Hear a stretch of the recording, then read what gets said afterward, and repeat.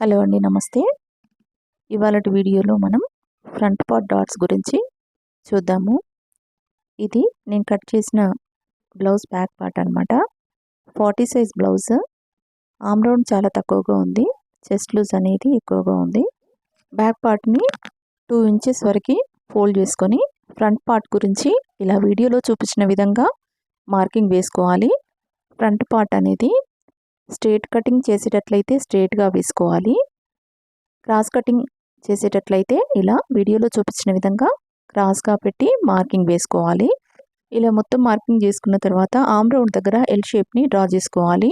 Back పార్ట్కి ఎంతైతే margin వదులుకున్నామో front పార్ట్కి కూడా అదే మార్జిన్ని మార్కింగ్ చేసుకోవాలి. షోల్డర్ దగ్గర 1/2 ఇంచు మందం కుట్లకు వదులుకోవడానికి మార్జిన్ డ్రా చేసుకోవాలి. ఆమ్ రౌండ్ దగ్గర 3/4 ఇంచు మందం లో కటింగ్ కోసం మార్కింగ్ చేసుకోవాలి.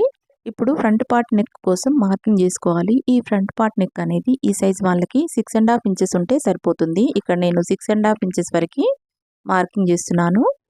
ఇప్పుడు రౌండ్ స్కేల్తో ఇలా రౌండ్ షేప్ని డ్రా చేసుకోవాలి. నెక్ వైపు కింది భాగంలో ఇలా 2 ఇంచుల వరకు మార్కింగ్ చేసుకోవాలి. మెయిన్ డాట్ గురించి 2.5 ఇంచుల డిస్టెన్స్లో మార్కింగ్ వేసుకోవాలి. ఈ మెయిన్ డాట్ వెడల్పు వచ్చేసి 2.5 ఇంచులు తీసుకోవాలి. చెస్ట్ ఎక్కువగా ఉన్న వాళ్ళకైతే ఈ మెయిన్ డాట్ వద్ద కింది వైపు ఒక 1/2 ఇంచ్ వరకు మార్కింగ్ చేసుకోవాలి. ఇప్పుడు మనం పెట్టిన మార్కింగ్లను కలుపుతూ ఇలా షేప్ని డ్రా చేసుకోవాలి.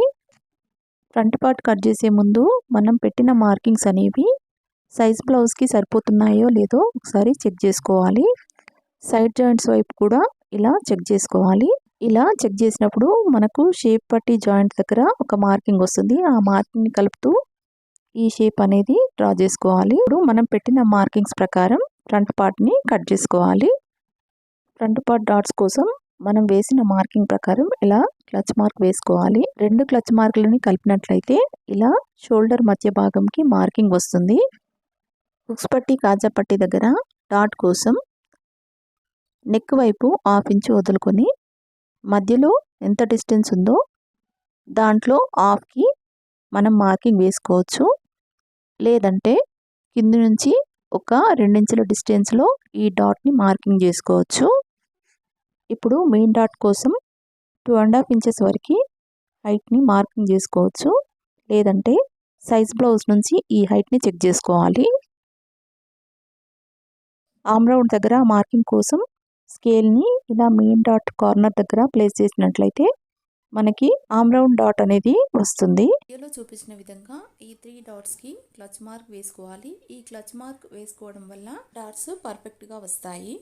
Thanks for watching this video. నచ్చితే లైక్ చేయండి, సబ్స్క్రైబ్ చేయండి.